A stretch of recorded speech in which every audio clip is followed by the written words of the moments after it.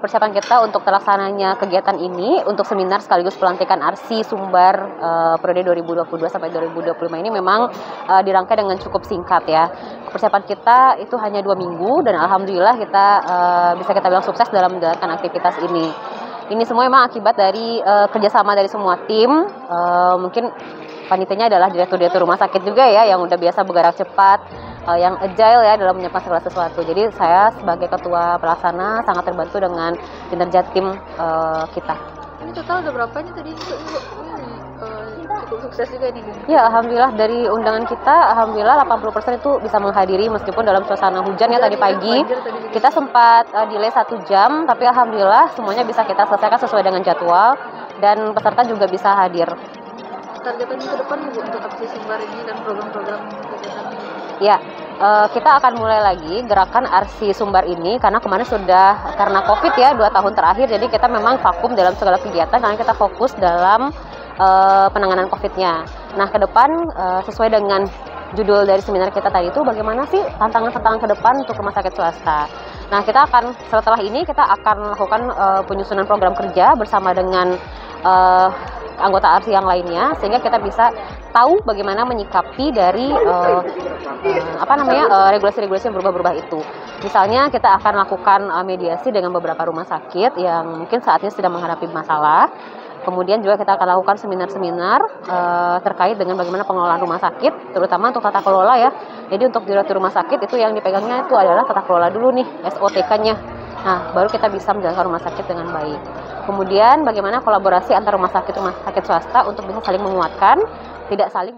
Hoi zusammen, alle zusammen, vergiss nicht like und share Ciloteh Group von Wanipin. Alles. Tantangan-tantangan di Sumbar itu Ya, alhamdulillah hari ini kita sudah adakan pelantikan untuk kepengurusan ARSI 2022 sampai 2025. Jadi kepengurusan ini representatif dari seluruh rumah sakit swasta yang ada di Sumatera Barat. Ya, mudah-mudahan dengan kepengurusan sekarang ini bisa membawa asosiasi ini menjadi rumah bagi teman-teman seluruh rumah sakit swasta di Sumatera Barat. Kalau sekarang itu kita dengan jumlah hampir 37 rumah sakit swasta di Sumatera Barat, itu sebuah kekuatan yang besar ya untuk memberikan layanan ke masyarakat juga agar masyarakat sehat dan kuat ya, seperti yang memang sering sekali disampaikan bahwa agar Indonesia sehat itu seperti apa. Jadi tanpa peran rumah sakit swasta tentu akan sangat sulit ya seperti itu.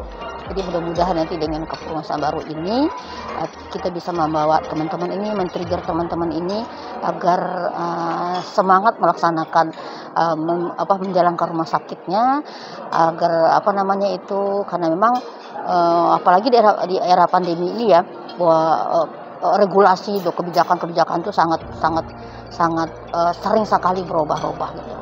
Jadi belum selesai PMK 1 ini kita laksanakan, muncul lagi PMK baru misalnya seperti itu. Itu karena memang kondisinya pandemi itu seperti itu. Pandemi itu belum ada kestabilan seperti itu. Sampai udah stabil. Sebenarnya dalam stabil akan selalu banyak regulasi-regulasi. Nah, itu kita rumah swasta terasa sekali menyikapi regulasi-regulasi yang muncul ini. Jadi bagaimana agar rumah swasta ini agar bisa tetap eksis, tetap tumbuh dengan baik, tetap bisa memaafkan rumah swasta ya, karena agar proses bisnis internalnya bisa berjalan dengan baik seperti itu. Dari 37 anggota tadi itu yang udah akreditasi itu berapa? Ya, sekarang semuanya sudah akreditasi, tapi kita harus sudah terakreditasi lagi. Jadi karena memang dari keputusan pemerintah bahwa itu 2023 Februari 2023 semua rumah sakit harus sudah terakreditasi. Jadi kita semua rumah sakit kita siapkan untuk melaksanakan akreditasi ini. Mudah-mudahan semua rumah sakit sudah siap untuk akreditasi. Sana Ciloteh Wanipin, saya Nina Musbar dari Nina Musbar Public Speaking Class. Jangan lupa like, comment, dan subscribe. Jangan lupa nyalain loncengnya di YouTube Ciloteh. Saya Dr. Rahmi Puspita Ginimars dari Rumah Sakit Padang Eye Center mengucapkan selamat dan sukses atas terpilihnya kepengurusan ARSI Cabang Sumbar periode 2022 dan 2025. Semoga selalu amanah dan berkarya. Makasih. Dr. Susi Rahmawati dari Rumah Sakit Nelly DBS Padang mengucapkan selamat atas pelantikan kepengurusan ARSI Sumbar 2022-2025. Semoga pengurus ARSI Sumbar sekarang bisa amanah dan lebih sukses lagi. Wabarakatuh. Saya Raffi Riantori, Direktur Keuangan dan RSI Anutara Bunda mengucapkan selamat atas pelantikan kepengurusan ARSI Provinsi Sumbar 2022-2025. Selamat bekerja, maju kesehatan Indonesia, maju Sumatera Barat. Terima kasih. Saya Dr. Rika Amran dari Rumah Sakit Islam Siti Rahmah mengucapkan selamat atas pelantikan kepengurusan ARSI Sumatera Barat tahun 2022-2025. Semoga ARSI bekerja lebih baik lagi.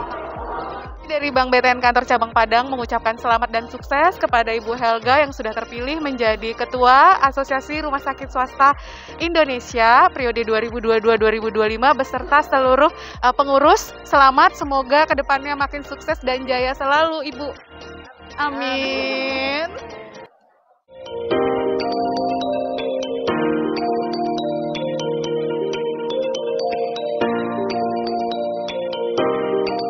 Hari ini di sini pelantikan ARSI 2022-2025, tentunya dengan pelantikan kepengurusan diharapkan bisa memfasilitasi ya, jadi permasalahan-permasalahan kemudian mensinergikan, memfasilitasi, mengkoordinasikan antara rumah sakit swasta dengan stakeholder ya. Jadi stakeholder kan ada pemerintah, ada BPJS dan lain-lain. Jadi dengan adanya ARSI ini diharapkan bisa memfasilitasi ya, jadi kebutuhan anggota dan lain-lain dengan organisasi mungkin.